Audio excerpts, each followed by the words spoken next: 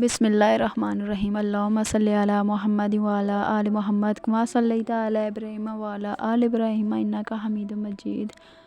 अल्लाहुम्मा बारिक अला मुहम्मद व अला आलि मुहम्मद कमा बारकता अला इब्राहीम व अला आलि इब्राहीम इन्नका हमीदुम मजीद। अस्सलामु अलैकुम प्यारे दोस्तों, उम्मीद है कि आप सब खैरियत से होंगे।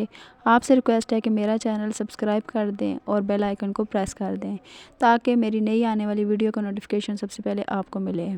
आज मैं अपनी वीडियो का आगाज़ वहाँ से करूँगी जहाँ से मैंने पिछली वीडियो में छोड़ा था। हज़रत मूसा अलैहिस्सलाम और हज़रत हारून अलैहिस्सलाम ने फ़िरऔन के दरबार में पहुंचकर उससे फरमाया कि बेशक हम दोनों तुम्हारे रब के भेजे हुए हैं। बनी इसराइल पर जुल्म और सितम बंद करो और उन्हें आज़ाद करके हमारे साथ भेज दो। आप अलैहिस्सलाम ने उसे अल्लाह के अता करदा मुइज़ात दिखाए। फ़िरऔन ने मुइज़ात का इनकार किया।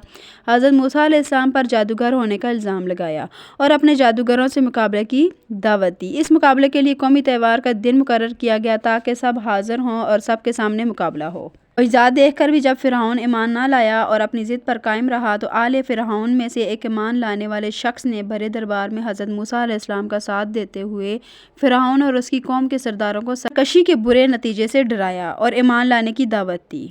फ़िरऔन ने मुल्क भर से माहिर जादूगर जमा किए, उन्हें इनामात का लालच देकर हज़रत मूसा अलैहिस्सलाम के मुकाबले के लिए मैदान में भेजा।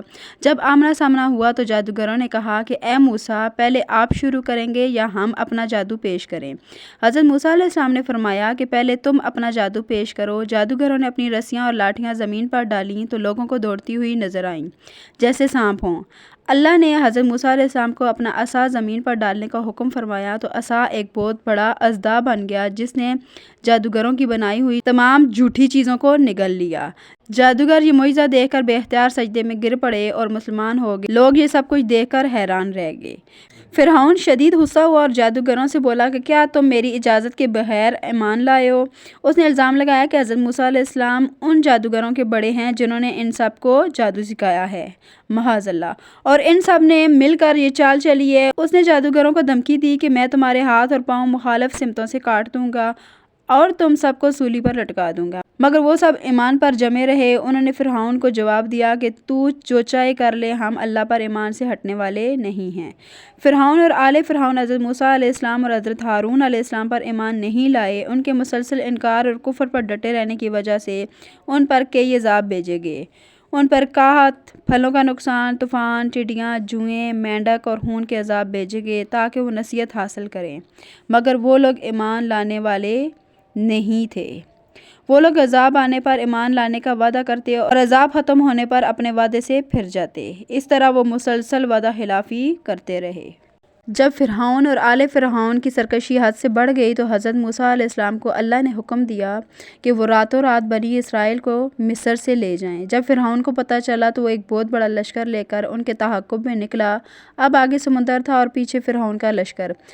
बनी इसराइल ने परेशान होकर हज़रत मूसा अलैहिस्सलाम से कहा, हम तो मारे गए, फ़िरऔन तो हम सब को हलाक कर देगा।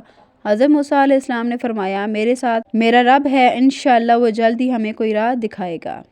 अल्लाह ने हज़रत मूसा अलैहिस्सलाम को हुक्म फरमाया कि वो अपना असा समुंदर पर मारें। जब हज़रत मूसा अलैहिस्सलाम ने असा समुंदर पर मारा तो समुंदर दो हिस्सों में तकसीम हो गया।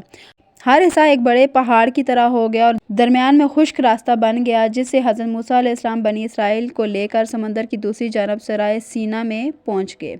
जब फ़िरऔन का लश्कर पीछा करते हुए समुंदर के इसी खुश्क रास्ते के दरमियान में पहुंचा तो अल्लाह ने समुंदर को बराबर कर दिया और सब काफिर हर्क हो गए।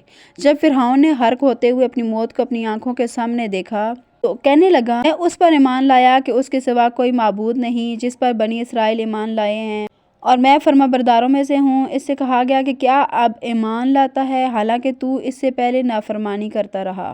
फ़िरऔन का ईमान लाना कबूल नहीं किया गया, इसलिए मौत के वक्त ईमान लाना अल्लाह के यहाँ काबिल कबूल नहीं। अल्लाह ने फ़िरऔन की लाश को महफूज करके आइंदा नस्लों के लिए इबरत का निशान बना दिया। इसकी लाश आज भी मिस्र के अजायब खाने में मौजूद है।